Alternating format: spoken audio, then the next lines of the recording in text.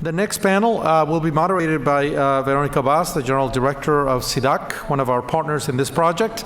And I'm calling to the table Miriam Grunstein, Eduardo Perez Mota, and Luis Serra, our next panel on regulatory issues and energy reform in Mexico. So, please.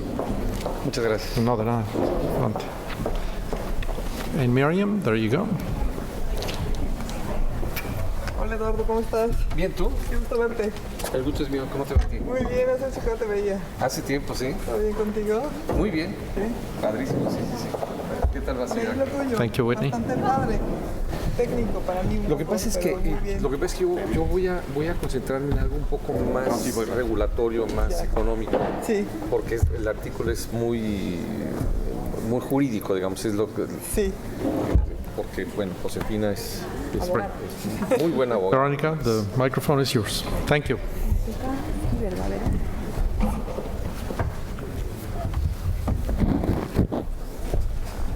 5 o 7 minutos, ¿no? Sí. Nos falta Luis, ¿no? Ahorita me imagino que viene. Mucho gusto. ¿Qué tal? Ya nos habíamos conocido en la mesa de... Well, we have an excellent panel starting. We have Miriam Grunstein, who's non-resident scholar at the Baker Institute, professor and researcher at Universidad Autónoma de Nuevo León, and chief energy counsel at Brilliant Energy.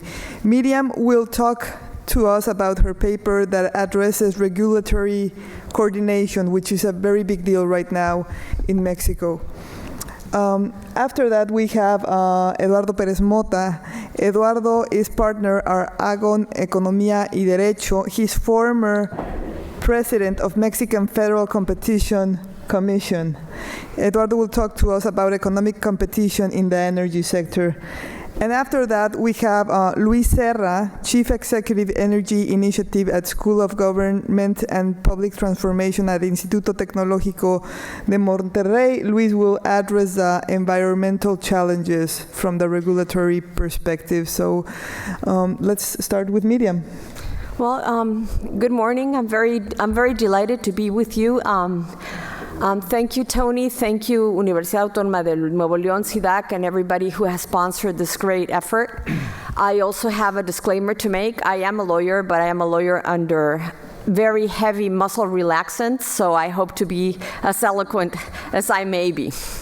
My research topic was the coordination of regulatory authorities in Mexico.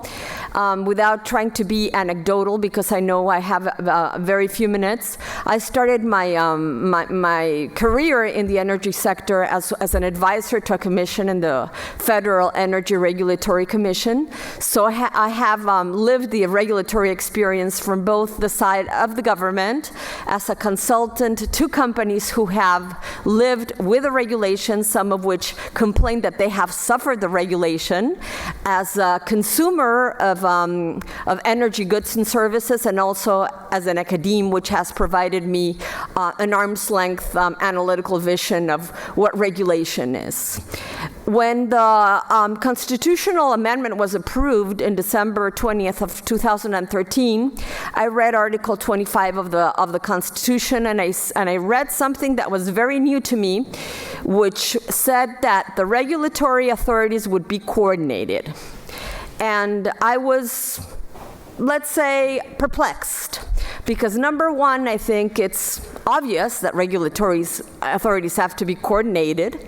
And number two, I didn't understand the deep meaning of coordination pursuant to the constitutional provisions. So I called the General Counsel of the Secretary of Energy, who's a close friend of mine, of also Veronica, Cesar Hernandez, and I said, what is this thing about coordination between regulatory agencies? And I said, well, they're centralized, decentralized entities. And I said, whoa, what do you mean by that?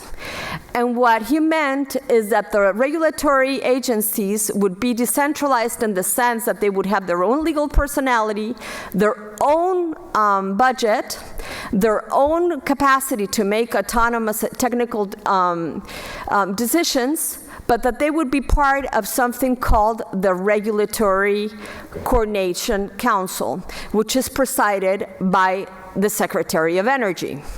So I said, well, this is very interesting. We're going to have a Secretary of Energy coordinating the agencies, and they're supposed to be autonomous in their technical decisions. So I felt a strange sensation of legal and normative contradiction, because in this council, the regulatory authorities are supposed to discuss their decisions with the Secretary of Energy. Now, in my understanding, according to the textbooks that I have read and that I have made my poor students read, regulatory authorities are technicians. Are technicians who make commercial, technical decisions to organize a competitive and fair markets. The Secretary of Energy is a politician. So my great concern to this moment has been the kind and the scope of the influence of the Secretary in the decisions of the regulatory authorities. Now, something very interesting happened in the course of my research. I first called the Secretary of Energy and I asked them whether the council was already having meetings, and my first contact didn't know what I was talking about, despite that this has been stated in the Constitution. And to this day, I don't think there has been one single session of this coordinating council, although it has been provided for in the Constitution. But what I do see is still a great deal of political influence in the decisions of the regulatory authorities. And where do I see it? I see it in the sense that regulatory decisions are extremely rushed. The bid rounds have been scheduled at enormous speeds, sometimes with greater, sometimes with lesser success. I've seen the electoral reform, which is a very delicate reform, which nobody talks about, but it is extremely crucial to the vitality and to the industrialization of Mexico, be rushed. We are beginning to have our first auctions for the spot market for electricity, and I see a great deal of regulation being emitted without the proper space and time to adequately construct regulation. And what happens with this in terms of the application of the rule of law? Since we have rushed in the production of regulation, this regulation is going to be subject to enormous margins of perfectibility. So this creates legal uncertainty, because even the contracts which were issued in phase one of round one went through a process of being perfected for auction two, and the same for auction three. So the kind of political rush the regulatory agencies have gone through has created very imperfect regulatory instruments that will have to be perfected through time and will cause a great deal of uncertainty, not only for investment, but also for the government. Thank you very much.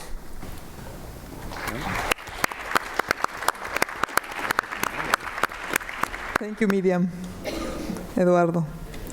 Thank you very much, Veronica. Well, let me, I would like to start basically taking one of a question that was made by Mr. Payan at the very beginning to Luis Rubio, which I think is a main issue here, is a very important element for this discussion.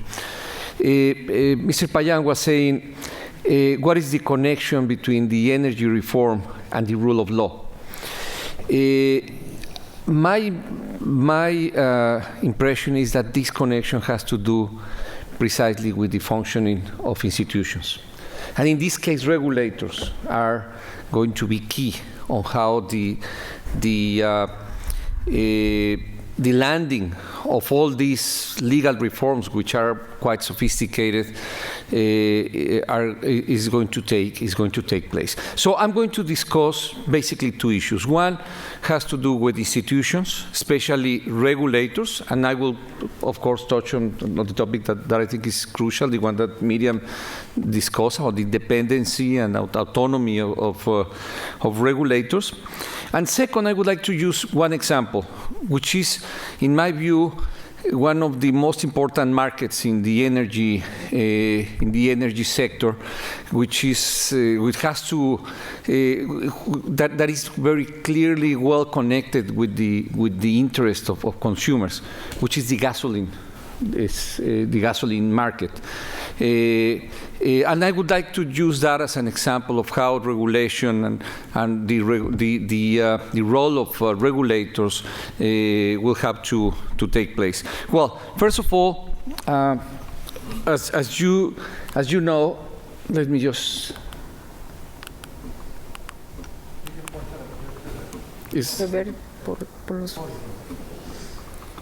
Sorry? Here? Okay.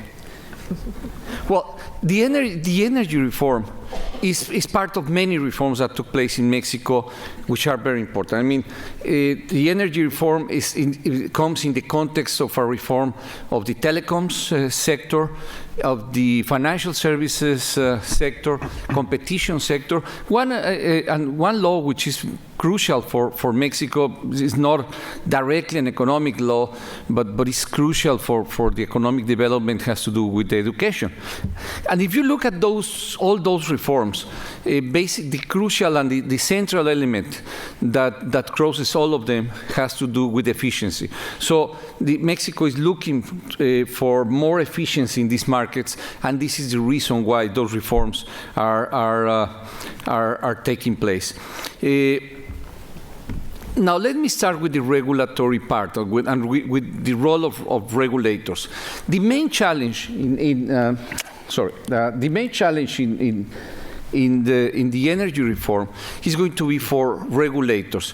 Just imagine that for more than 70 years we have been living with a monopoly, constitutional monopoly in the oil sector, downstream, upstream, everything.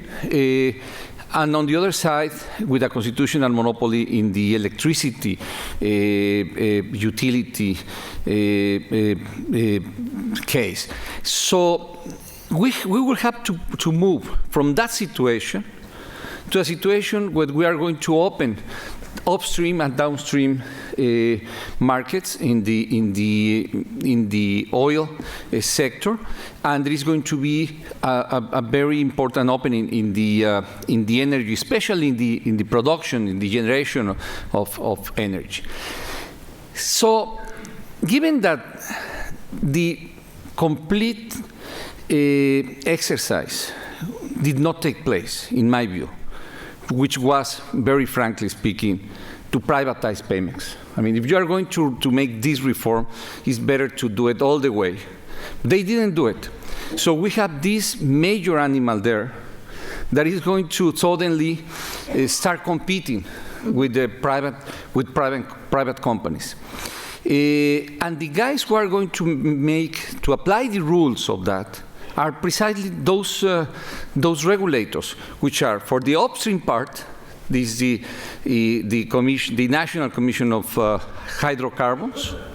For the downstream side of the market, you have the Energy Regulatory Commission and the competition authority. Those are the main regulators there. Then you have the gas administration for Senagas and so on. But let's talk about these three. So the new regulators, in the case of energy, are not, as you say, quite rightly, they are not as independent as they should have been. That was not the case for telecoms. That was not the case for competition in these last reforms.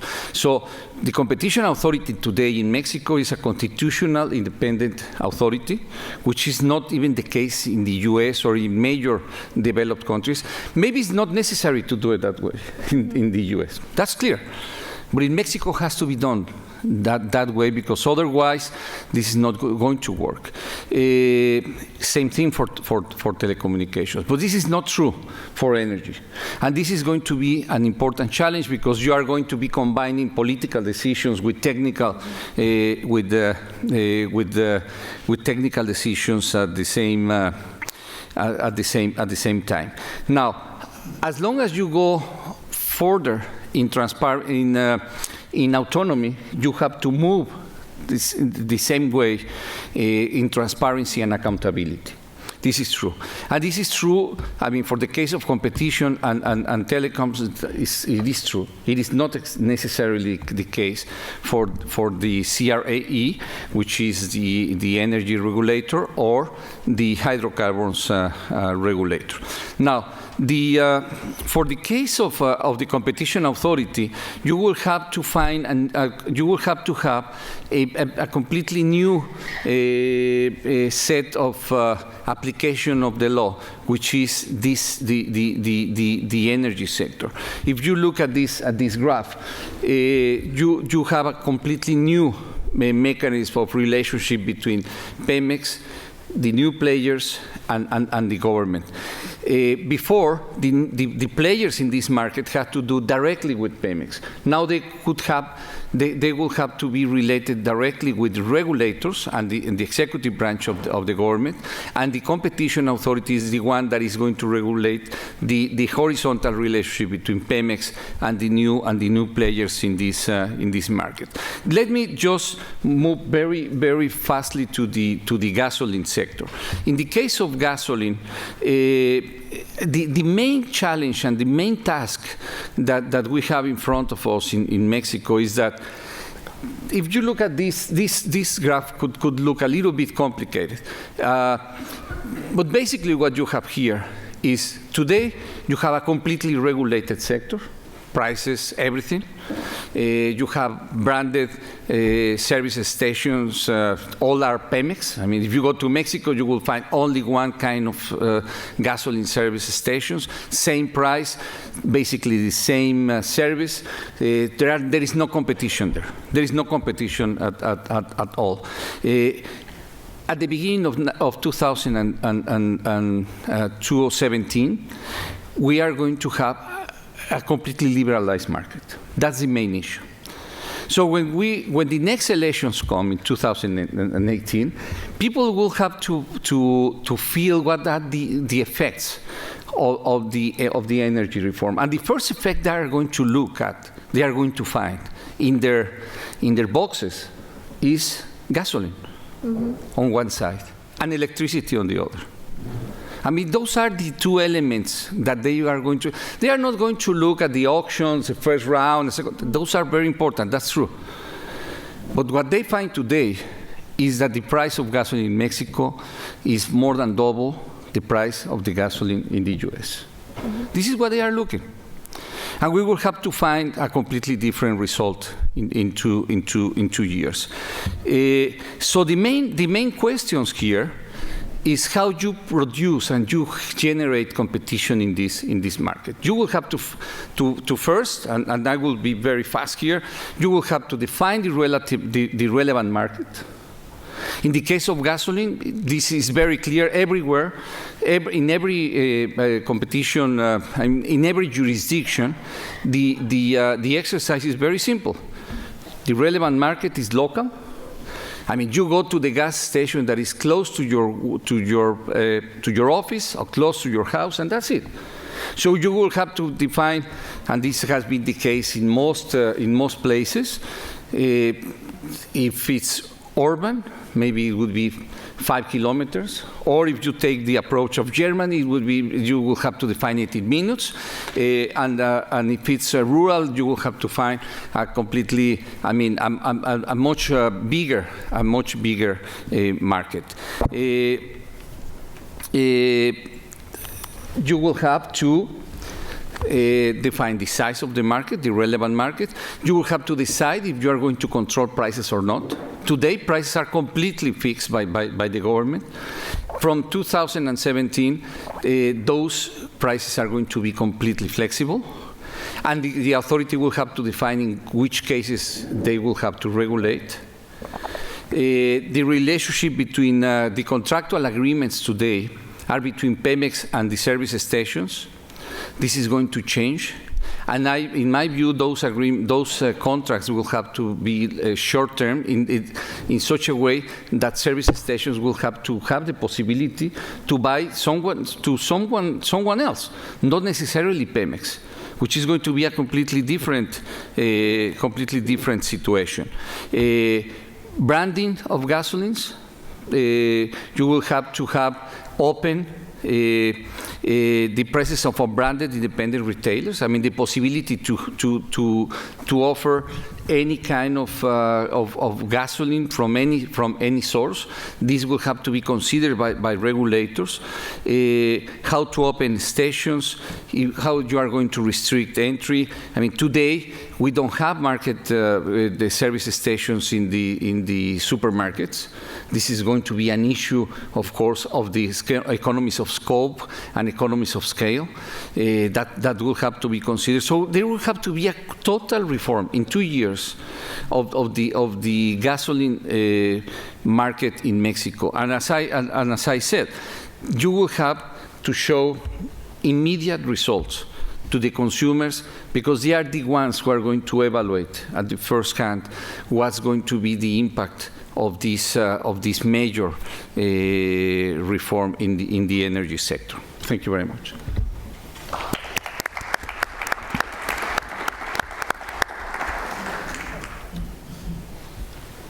Luis, thank you very much, Eduardo. Well, good evening. I would like first to thank the Center for Mexico and U.S. Law and obviously the Mexico Center at the Baker Institute for setting up this event. And personally, I would like to thank as well Veronica, because I wrote my essay when I was at SIDAC, and she was the one that delivered the invitation to me. So I thank you for that. So in terms of environmental challenges in the energy reform, I would like to make a statement first. And this is something that I mentioned at our event in Santa Fe at the Tech. And I'm glad that they heard, because I mentioned that I was an economist that was frustrated that environmental concerns were at the very last of topics. And at that day, I was the last presentation. So I think that they heard, and then they put me at this panel. So thank you. But the fact is that environmental concerns always come last, because there is this farsightedness, like this environmental hyperopia that people have with respect to environmental impacts. So we tend to see things at the long term, and then we believe that we are going to set up this energy reform so that we can have this productive and competitive energy sector in Mexico. But we do not understand that what we have first to deliver is to actually assess how is it that environmental impacts are going to affect our competitiveness and our productivity. And that's because of two problems mainly. One of them is related to a poor understanding, and then I'm going to say I'm going to take back what Alejandro was mentioning in the previous panel, when he said that as a country, Mexico is very rich in terms of legal instruments. And yes, we are, but we are very poor in terms of enforcing those legal instruments, and especially related to environmental things. So we have on the one hand, we have a poor understanding of how is it that there is this inexorable relationship between natural resources and productive systems. And then on the other hand, we have slack environmental regulation, and we have a very, very young and incipient regulatory body, which is called the Agency for Industrial Security, Energy and Environment, and that it has to survey all environmental impact, not only industrial security, but all environmental impact in the whole value chain of the energy sector. And that's a huge task. So taking into consideration those things, I think that we are opening this Pandora's box in terms of environmental impact in Mexico because of the energy system, because of the energy reform. Now, how is it that will come into effect and related to the rule of law?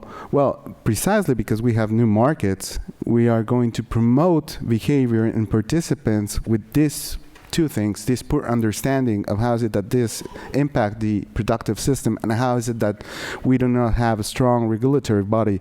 Well, because of that, this might lead to what we economists call externalities, and more precisely negative externalities and impacts that we do not account or that are not recognized by the market and society. And as well, we are going to have,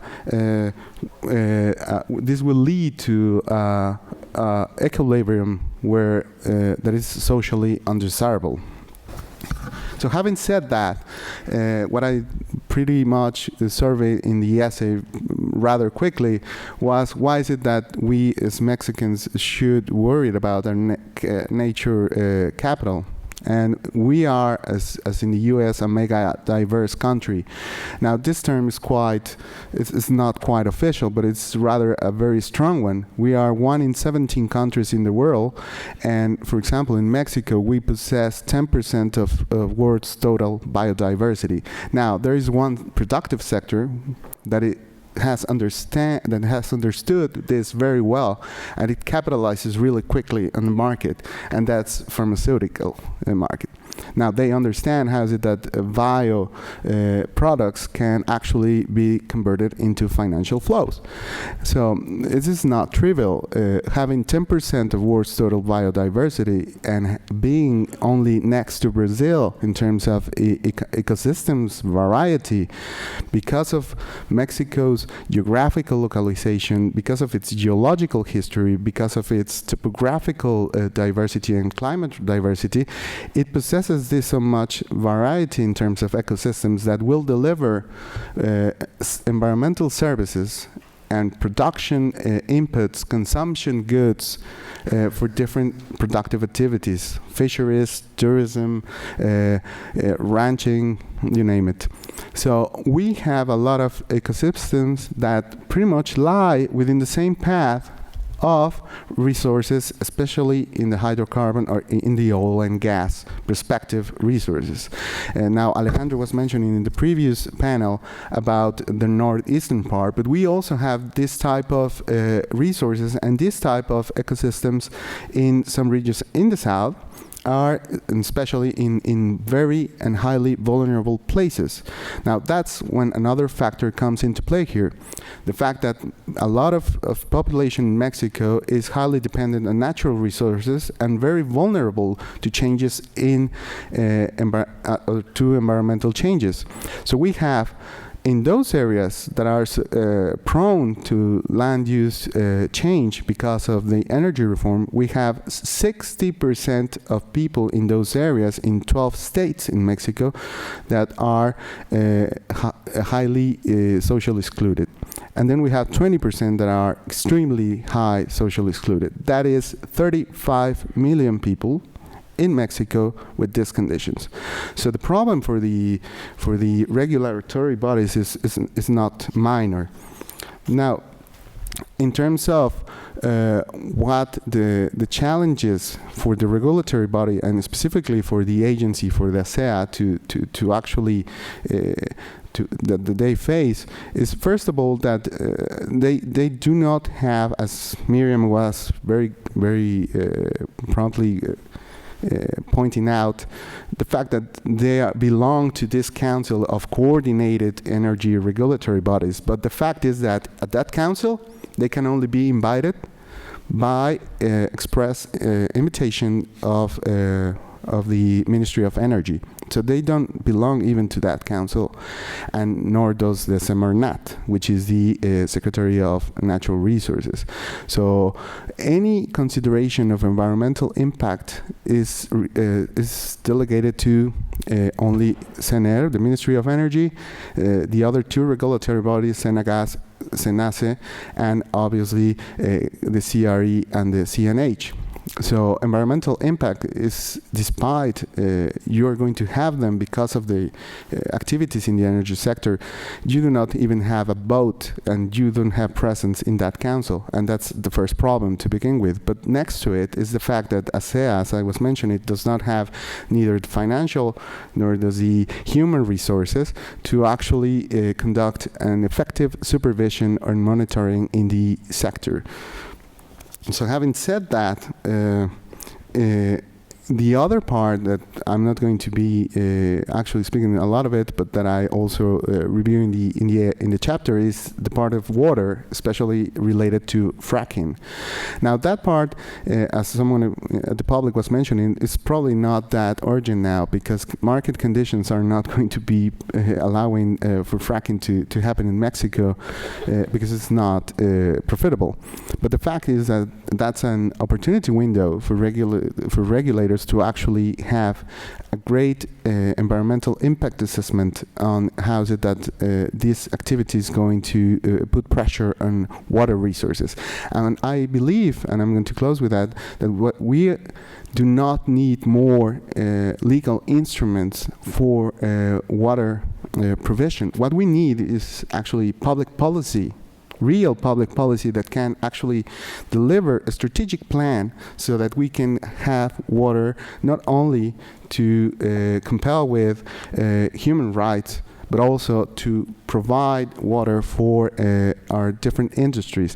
And that's something that has not been done in the country, and it's not related to water stress problems because water stress is regional in Mexico, but as a country, it's not really that stress. So what do we need, what we need as a country in those terms is public policy that effectively delivers the conditions for for this type of production in those industries. So, thank you.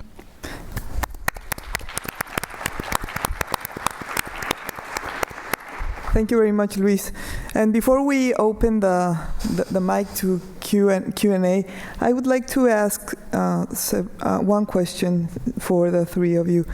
And the first one is, we have had that debate in Mexico for many years that if the regulatory institutions are too close to the government, that's a problem.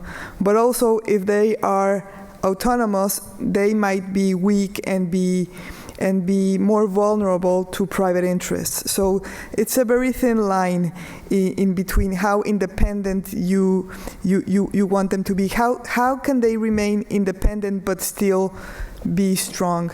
And the other point I wanted to put in the table is, at the beginning of this morning, I don't remember who said that Mexico was going to have to invest much more in its legal framework and in the rule of law, because the big risks is that you could have the reforms you need, but still have a lot of uncertainty. And at the end of the day, the problem is that you will not have the investment you could have if you would have a regulatory framework that could give certainty to investment.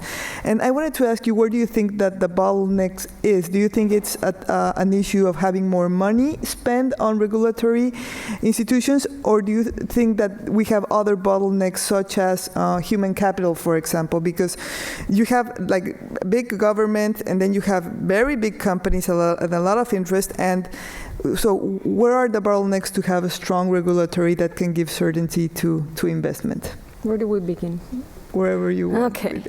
I think that the central question in Mexico concerning energy is whether we want to market or if we don't want to market.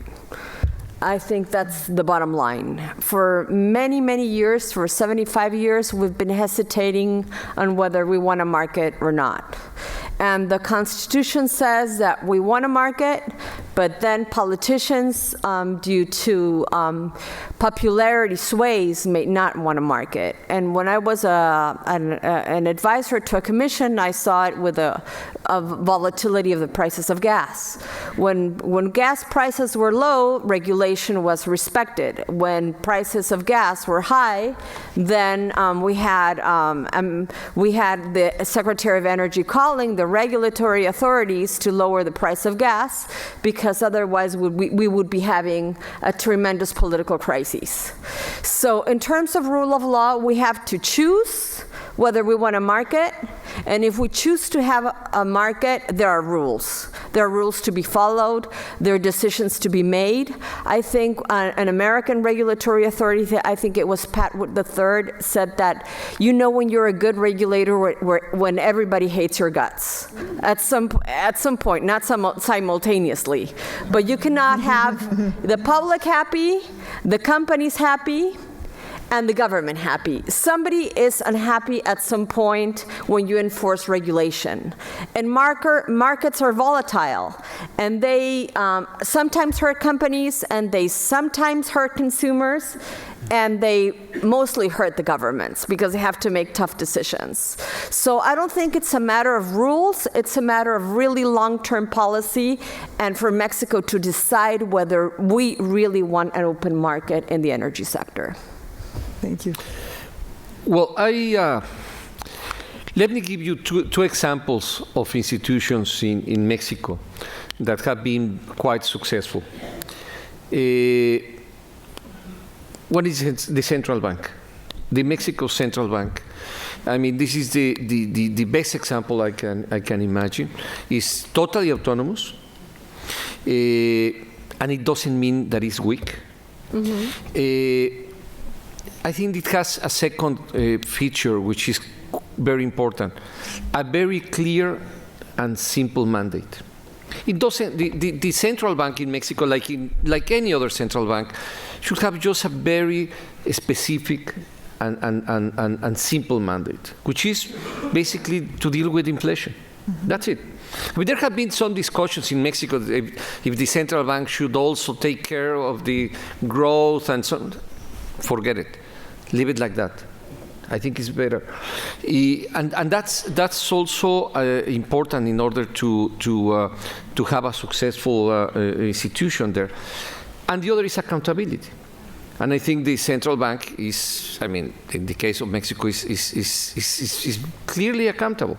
I mean, you can see basically the discussions among the governors, sub-governors. They are public. I mean, they could be more accountable. That's true, but I think it's working well.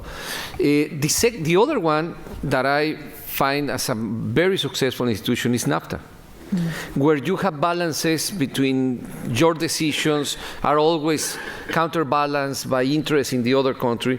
I think if you link your regulators to international decisions, that's going to be very important. I mean, if you ask me what should be the main elements to be considered to regulate the gasoline market, for instance, I should say let's use best international practices. That's it. You're not going to create something new here. I mean, there are countries. If you are talking about competition, I mean, the U.S. has more than 120 years dealing with competition issues. I mean, you are not going to invent things which are new there. So I think those and well, if you ask me what should be the best way to connect the energy reform to a great institution, I would say NAFTA Plus. Maybe to think about, and this is something Jaime Serra has been discussing silently, but I think it's important, which is, why don't we think about the possibility of having not only a free trade area, but maybe a custom union or a unified market with the U.S. Mm-hmm. Then we are going to use institutions, and we are going to import some institutions from the U.S. with a lot of experience, with a lot of technical human capital there. And this is going to increase the efficiency of our markets. Thank you very much, Eduardo. Luis. Yes. Well, I think that as Eduardo was mentioning, yes, obviously, regulatory exercise is best performed when you have a simple and single task.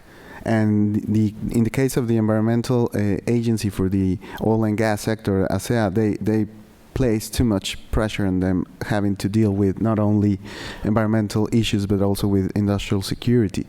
So that's one thing. But as you were asking, Veronica, that part of human capital, and Miriam knows best, is one of the greatest challenges in the implementation of the energy reform.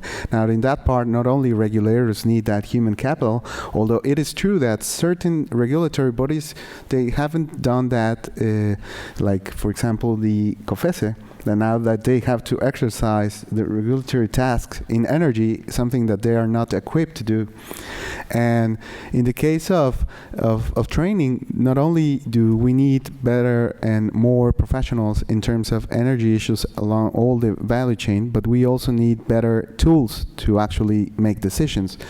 And that is something that I think it's the future. We, for example, at the Tecnológico de Monterrey, in cooperation with Arizona State University, we have this decision theater that provides you with elements to decision-making elements. So we believe that that's something that is required in a very volatile industry such as oil and gas, but in general in all energy sectors, in electricity markets. We need tools to actually have data analysis that can deliver a better decision making, and that is true also for regulators. And so I believe that it's not only a thing of human capital, it is, but also about the use of technology in the industry to actually make better decisions.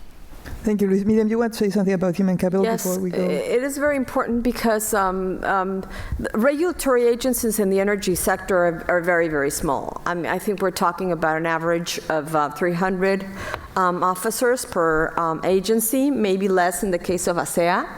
And we don't have local regulatory agencies in Mexico, so we're talking about 1,000 people to regulate the whole energy industry in all of Mexico, which is pretty dismal. And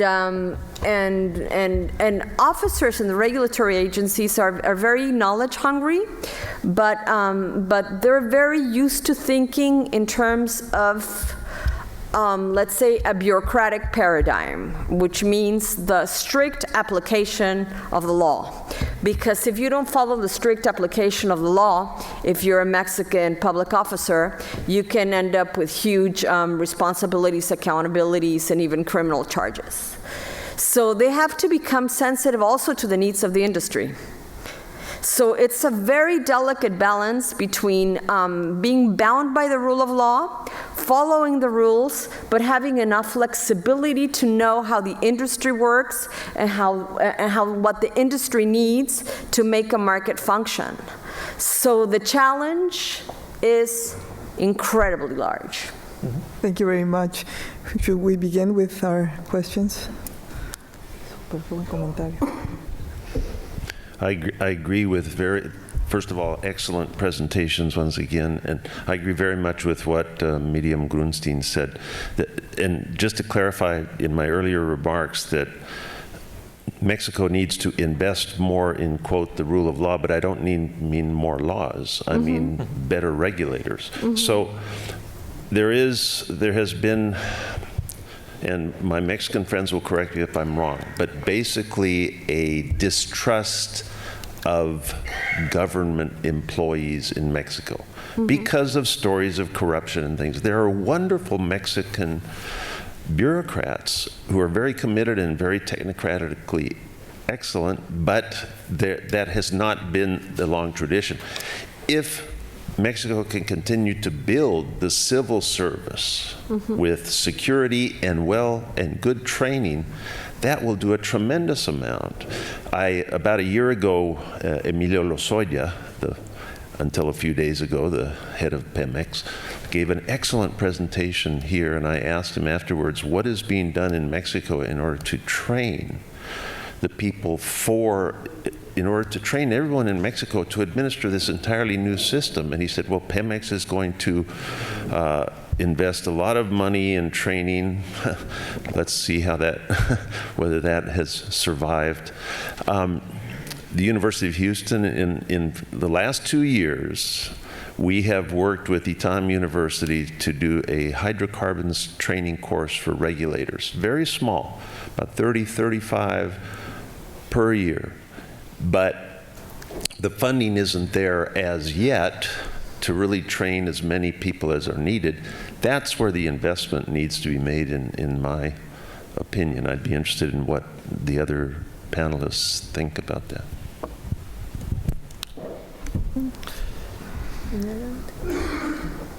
Well, let me just one reaction on your point on training and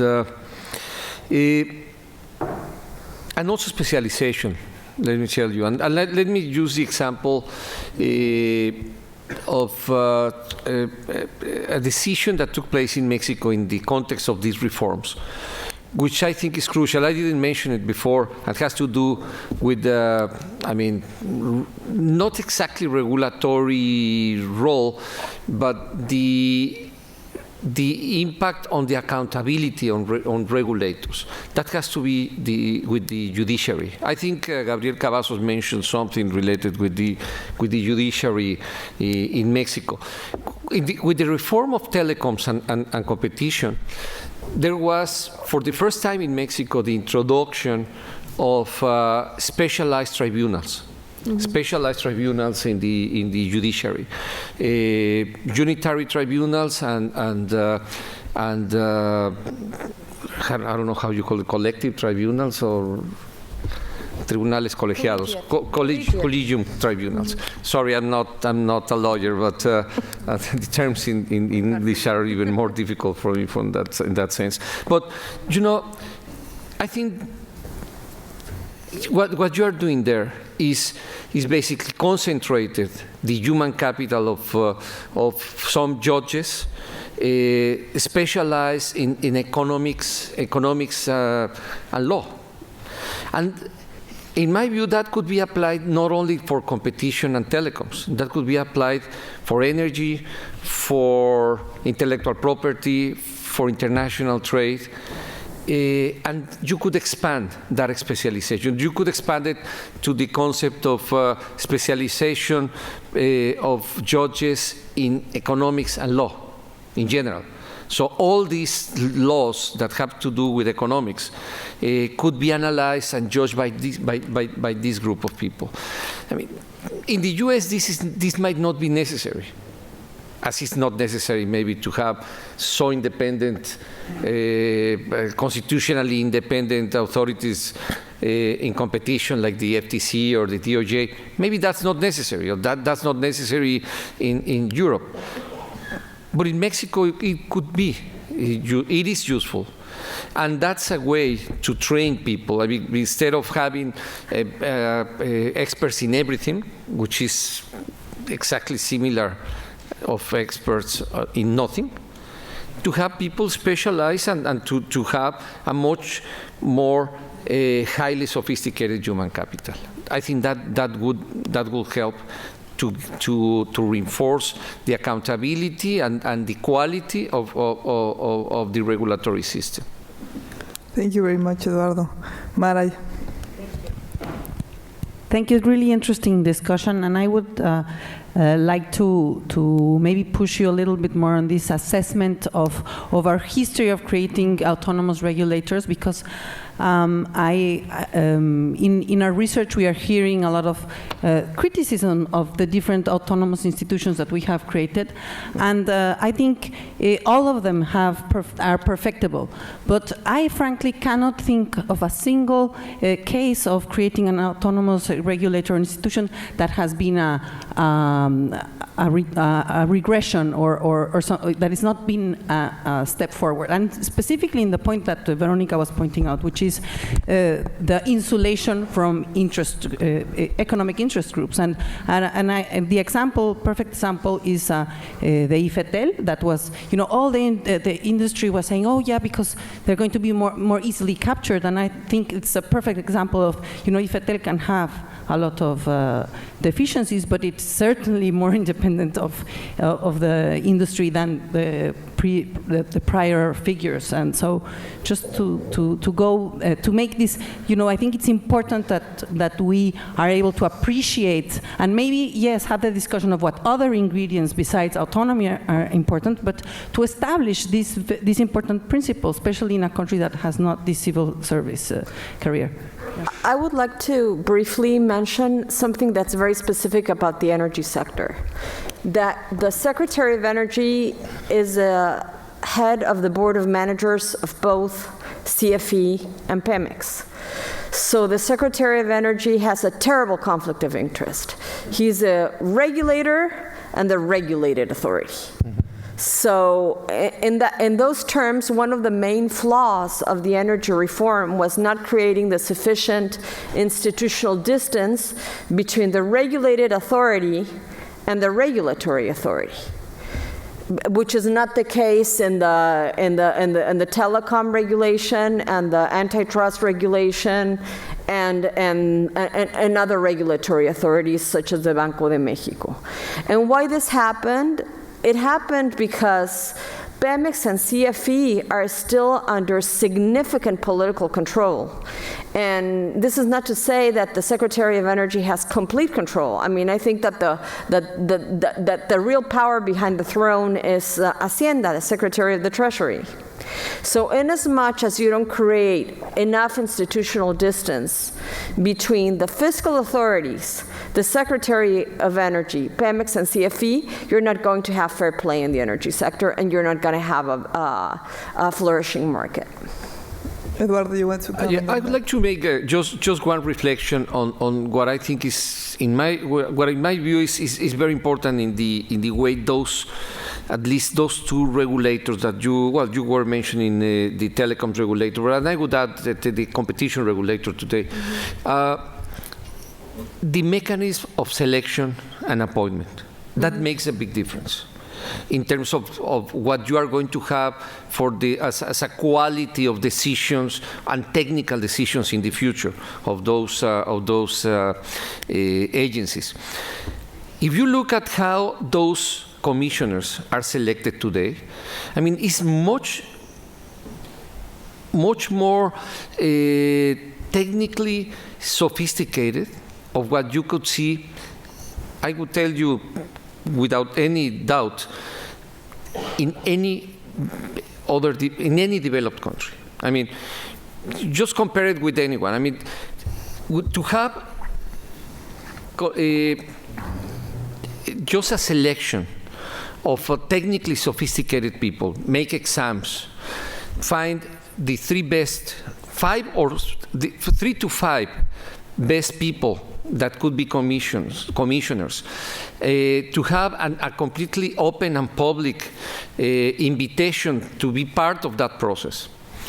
And after that process of analysis of curriculum vitae and exams, you find 5 persons, and the president could only choose from those 5, not from everyone, not from any political interest he might have.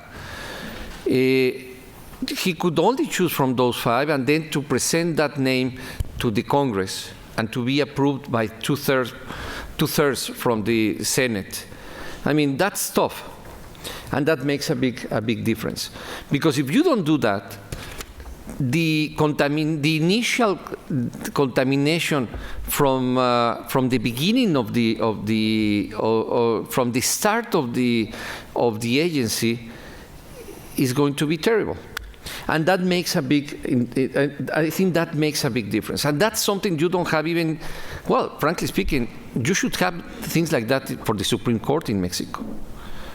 Fortunately, as Luis Rubio said it in the morning or earlier today, the society is learning, and you are having a greater pressures from the society to change that kind of mechanisms of selection of friends and so on, or politically close people for those appointments. But it's taking place. So it's better to change that from the, and I would do that same thing, I would do same thing not only for these two regulators, for the energy regulators, from the judiciary, clearly, in the judiciary, and also in the election agency as well, in the National Election Institute. I mean, it's terrible the way those regulators have been captured by the political process. Thank you very much, Eduardo. We have one question here, I think we had. Okay. Hi. Hello. This question's directed at Miriam, but I'd love to have you all weigh in. Miriam, you were describing earlier kind of this what happens when you rush the regulatory framework and you don't give enough time and space, and therefore it's left in this very imperfect state and it's getting perfected for a time. Could you just spend a few minutes elaborating on what some of the implications of that are, the fallout is when you have a rushed process? And I'm thinking particularly from the point of view of private organizations that participated in the bidding process in the last year. But maybe you could just kind of expound upon what happens there. It has been a very fascinating process because within a year we had a constitutional reform, the omission of 21 secondary laws, and our first EMP production sharing contract in 13 months. So the amount of work performed by very few public officers was huge. What happened with the first contract? That companies showed a great deal of resistance to many of the provisions of the contracts. The guarantees were very high. The antitrust measures were very strict. Administrative rescission, which was mentioned by Gabriel Cavazos, scared the wits out of the companies because the production sharing contract was sort of instantaneously designed. Basically, they took a service contract that had already existed in Mexico, and they inserted a production sharing contract into the contract. So it was a pre-existing negotiation which was adjusted to a new scheme because they felt the presidential pressure that this had to be fast. So what happened? The companies began to complain, and for the second auction, that contract was perfected. Some of the provisions were changed to make it more amicable to investment. And for the third contract, there was more flexibility in the provisions. So when I discussed this with the chairman of the National Hydrocarbons Commission, is you're going to have administrative hell, because as you have 20 types of contracts and maybe 100 types of contracts, it's going to be very hard for you to track down the administration of different provisions. And also the companies that first bid and first won the contracts are going to begin to complain that the subsequent contracts had more favorable provisions.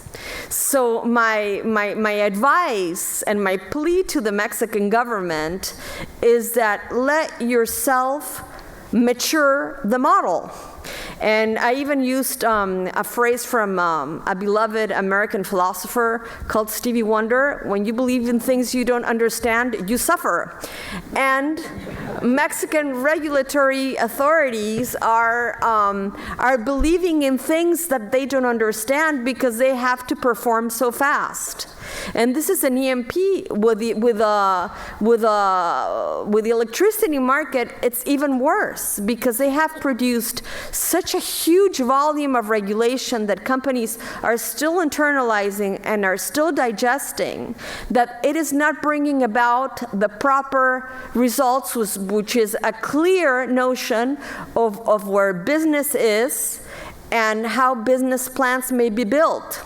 So maybe President Peña Nieto will finish his term with a lot of regulation, a lot of auctions, but with very feeble legal and commercial foundations. And that's my great concern.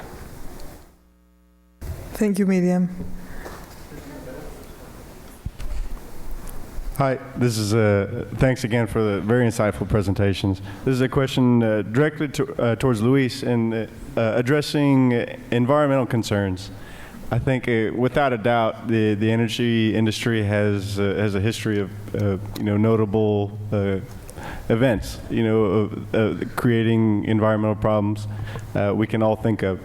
I think a question and comment I might offer you is I think there's a silver lining in that the industry has a number of best practices and technologies that can really be applied to protect the environment of Mexico coming into this new emerging energy market.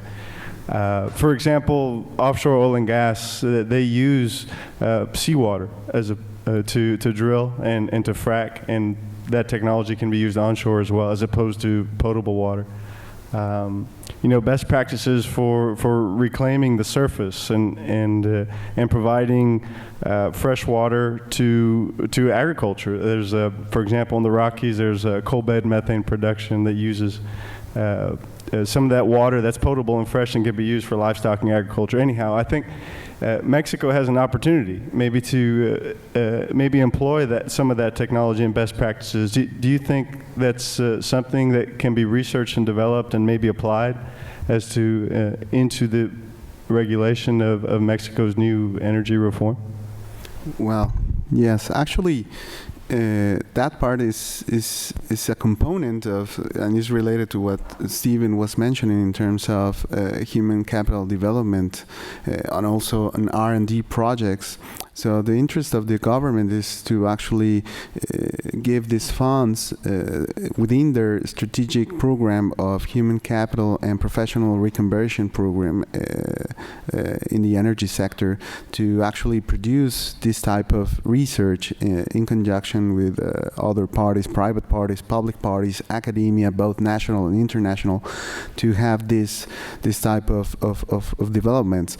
But having said that, Mexico has not been characterized by a great enforcement of a great enforcement of law in general, but specifically in terms of environmental terms. And you do not only have the concerns in offshore production, but you do have that concern just in watersheds, was a lot of population dependent, and freshwater basins in Mexico are already in the central part and in the northern part they're highly overexploited.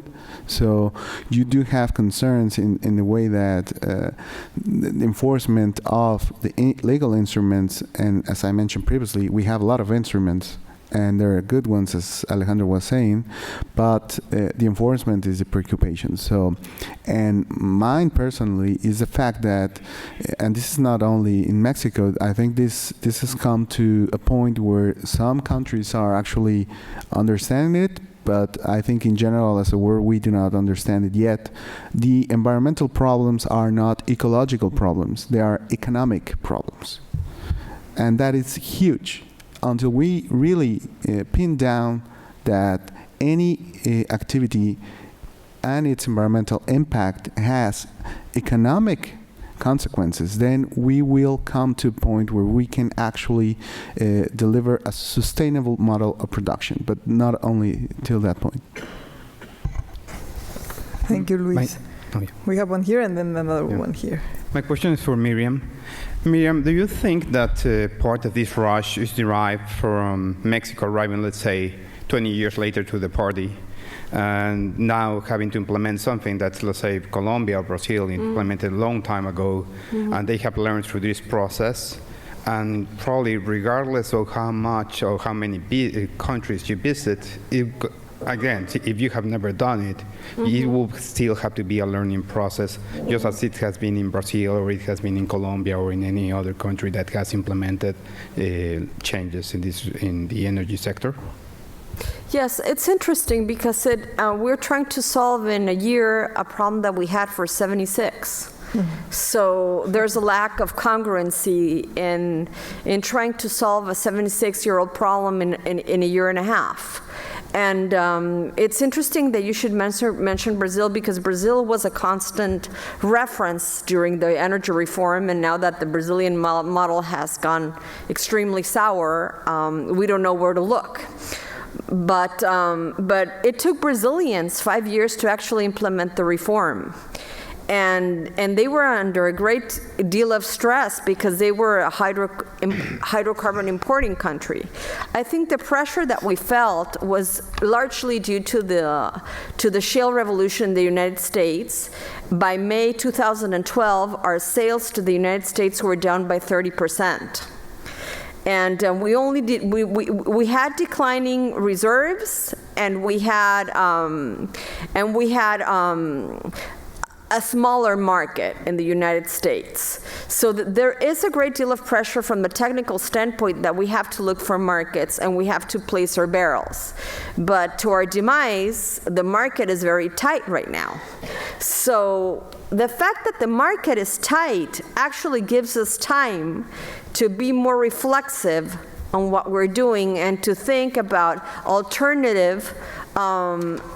alternative economic base that is not necessarily dependent on oil revenues. I think it's funny that I should say this, but Mexico could actually find an opportunity in low oil prices to find other ways to industrialize Mexico, importing natural gas, building electricity plants, and finding linkages, economic linkages between the industrial sector, which in Mexico is strong. We have the automotive industry, have with the aerospace industry, we have heavy industry, which depends on low fuels, which could largely grow as a result of low prices in fuels.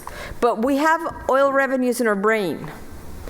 So I think this hiatus could be extremely constructive for Mexico to think of another type of energy policy. So I don't think we should jump on the train and say EMP, AMP, AMP, and here we go, and there's no stopping.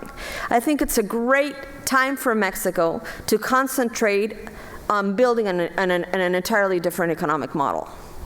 We have time for one last question. Oh, and Luis, you want to? Yeah, I just want to what Miriam was saying. I mean, I share that view as well. The problem is, as you were mentioning before, the energy sector views are dominated by the fiscal part. Exactly. And the fiscal model of Mexico. And unfortunately, and I have to put on the table, we are close to the 2018 election, and that fiscal model is going to dominate the energy views, unfortunately. So that's my main concern as well, in terms of what you were saying. Last question. Thank you. Well, thanks first of all for the panelists for such interesting contributions. My question is concerning the regulatory authorities and this idea that how can they be independent and be strong. I think first of all, what makes them strong? We can see small agencies in Europe that are working very well and are very effective, and they are small, even in human capital aspects, with very few civil servants working there. What makes them strong is the rule of law. It's this system of access for civil servants, the way the committee is elected or designed, maybe nominated. And the statutes of each agency, if they are autonomous, if they are independent, because this is also a difference we have to make between autonomous and independent authority. If you want to make them we want to make them independent, which is okay. What the statute has to deal with is that the rule of law is going to grant. They are looking for the common good or public interest, is to open the market so everyone can access, and that the prices are going to be competitive, that the state is going no longer to interfere. So I would say that what makes them strong is not if they are linked or not to the government, but that the rule of law make them strong. Do we have any last comment from the panel? I think it's deference from the government to the regulatory action. I don't think necessarily you have to have a regulatory authority that's separate from the ministry. but it's the ministry's deference to the regulator and to the policy, to long-term policy, which makes them strong. That's been my experience in European countries. And I think, this is a crucial point, the one that you are touching. You have to define clearly what is the objective of the regulator. I mean, if you want to have strong regulators, then you will have to look at different features that make those regulators strong according to the reality of your country. For instance, in Mexico, why do I think independence is important in order to get a stronger regulator? Well, because we have had a very bad experience of contamination of political decisions instead of technical decisions. So that's why the objective is not to be autonomous. The objective is to be strong. Mm-hmm. You have to be consistent. You have to be technically sound. Mm-hmm. In order to be strong. And as long as you are strong and you are respected, and then it becomes a positive or virtuous cycle. It takes time. But we have to work on that line. I mean, when you look books like Why Nations Fail, mm-hmm. I mean, you understand so clearly the importance of strong and respected institutions. And that makes a difference. I mean, just look at the border between Mexico and the U.S. I mean, that's how they started. I mean, that book starts, no? We're comparing Nogales, Mexico with Nogales, U.S. Same, I mean, just divided by one river. And one side of the river, there is a complete mess. Nobody respects anything. And on the other side of the river is just the contrary. But even the guys who cross, they comport and they behave exactly the way people in that side behave. I mean, Americans, when moved to the Mexican side, they start doing things they don't do here. Same things Mexicans when moved to the U.S. Thank you. Thank you very much for a great panel.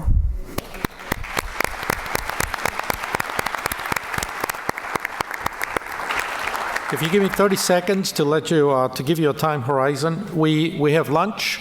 We have a box lunch out there for you. You can come back in and enjoy your lunch for about 20-25 minutes, I think. And then we have a keynote, Dr. Alejandro Ponce from the World Justice Project, to relate rule of law, energy reform, and successful economic development.